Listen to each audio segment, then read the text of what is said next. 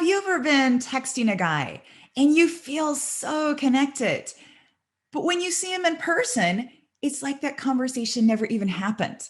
He acts just like before and he's really distant to you. Or have you ever had this experience? You're texting a guy when out of the blue, he texts you something that's totally out of line, like something X rated or something really, really rude. And you're shocked because he would never say that kind of thing to you in person. What is this guy trying to do? Hi, I'm Amy Waterman. I am a love expert here at yourbrilliance.com. And in this video, I want to give you a heads up on 3 super embarrassing texting mistakes that you and me and everyone else is making right now. And if you're new to my channel, make sure to hit that subscribe button now so that you don't miss a single video.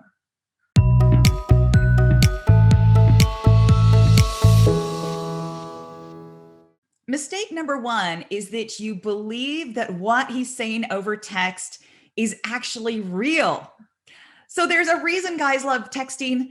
It's very low commitment. All it requires of him is just like tapping his screen. He doesn't even have to believe what he's writing because the girl he's texting with will not question him. So when you're face to face with somebody, it's really hard to lie about your feelings. If you say, I love you, and you don't mean it, that other person will know. So that puts guys at a disadvantage because women are really good at reading body language. It is hard to pull a fast one on a woman because she can see when his words and his actions don't match up. But move that conversation to text, and that disadvantage disappears because there's no body language. There's no eye contact. There's no vocal cues that could betray a mismatch between what he's thinking and what he's actually saying. A guy could say almost anything via text and he'll be believed.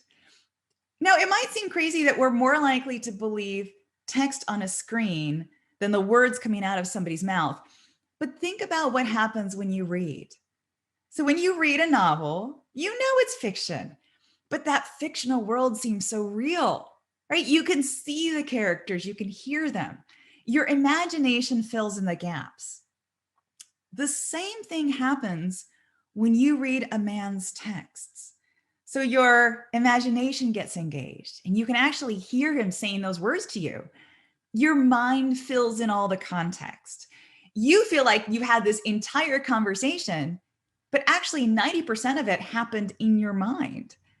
And if you gave your phone to a friend and you had her read those texts, she would have a completely different experience.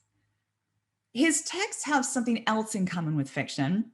They portray a persona rather than his personal truth. So it's common knowledge that we present a false self on social media. You know, those pictures we post do not reflect the reality of our lives. They're curated to give a certain impression. His texts are like those social media posts. They are very carefully worded to give a very specific impression of him. So he's controlling what you think about him through his words. And some of his texts might not even be original.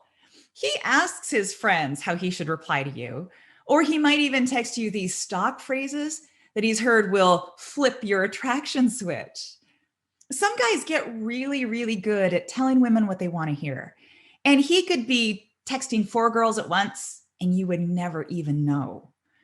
So take everything he texts with a grain of salt and what he says to you in person, how he interacts with you face to face, that's closer to the truth. Mistake number 2, you believe that what you're saying over text is private. Never assume privacy. All a guy has to do is hand his phone over to his friends and they can read everything you wrote. Or he can screenshot something that you said and he can post it on social media for the world to see. That's the world we're living in, a world where nothing committed to text is ever private. And so here is my recommendation. Don't say anything to him over text that you wouldn't say to him face to face. So if you want to tell him something that's emotional and from the heart, do it in person. No, there is a reason that some people prefer to open up via text. They're afraid. If you text instead of talk, you have control. You can carefully compose your words. And when you push send, you don't have to see his face when he reads it. There's this emotional distance that can feel reassuring. We're losing the knack of hard conversations. Sherry Turkle is a professor at MIT who studies people's relationships with technology. And she's worried about the impact of technology on our relationships because we're just not talking anymore. Talking face to face is such a different experience. And yes, it's hard. But if the emotional risk and exposure of a conversation feels threatening, then how can we ever make love work? Mistake number 3 is you believe that you can have a relationship over text. Online dating apps have made us believe that you can actually have a relationship online. You can message each other, you can exchange photos, you can stay up late into the night texting, and it all feels so real. Like, so what if you haven't met? You feel closer to this person than anyone in your everyday life. What you're experiencing is the illusion of intimacy, which you're going to discover just as soon as you meet in real life. 95% of the time, it's never as good as it was online. And sometimes you can't even recognize the person sitting across from you as the person you've been messaging all this time. It's awkward. It feels really uncomfortable. So here's my recommendation. If you want to build a real relationship with someone, maximize your face-to-face time. So let's say he messages you something really intriguing. Well, you could text back, I can't wait to hear the whole story. When should we catch up?